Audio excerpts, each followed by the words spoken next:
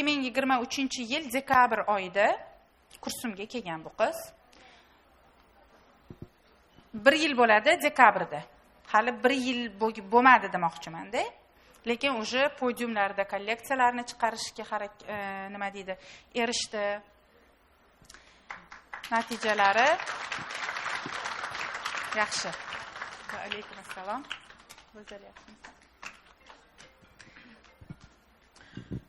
Natijalarini sizlar bilan bo'lishni xohladik. Assalomu alaykum. Anaqa ilm izlab olis yaqindan kelgan mehmonlar. Gapim ko'p, vaqt kam, natijasini bo'lshamaydigan o'quvchilar soni ko'p. Shuning uchun aniqtabdan boshlayman. Men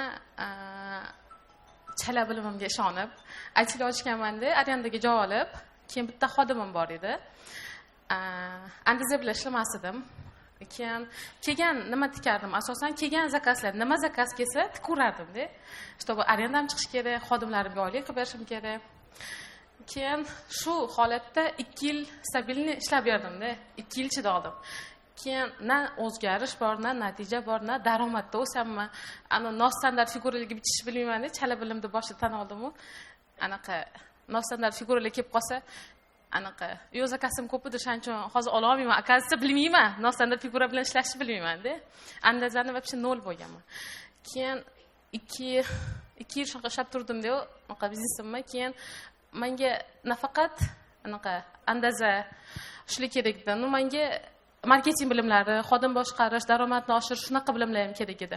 Keyin shunaqa urovga yetib keldimki, yo yopishim kerak edi aytilini yoki bilim olishim kerak edi. Lekin yopishim maksimum kerak edi, chunki uch bolali anaqa farzandli kutayotgandim. Keyin qo'lim qatta o'qishimni kuzatib yurdim. Hamma akademiyalarni, hamma qatta o'qisam ekan, O'zbekistonda top dizaynerlarni kuzata boshladim-da. Bundoq o'ylab qarasam, ularda faqat andaza bilan zo'r tikish, zo'r bichish o'rgana olamiz. Menga aytdim-u, ateliye ochib, mana xodimlar boshqarish, daromadimni oshirish uchun shunaqa bilimli kerak bo'lgani uchun Maran opamni tanladim-da. Nuran opamni akademiya ochishlari meni tug'ishimga to'g'ri keldi. Menda 2 oylik chaqaloq, dekabr oyi. Men Samarqandda turaman, Toshkentda o'qishim kerak. Keyin ham juda ko'p to'siqlar. Ham qo'limda chaqaloq, ham dekabr oyi va sovuq. Yo'da ham 2ta yana bolam bor, masofa uzoq. Yana o'qish pulini to'lashim kerak. Maksimum kelmasligim uchun sabablar juda ko'p-da.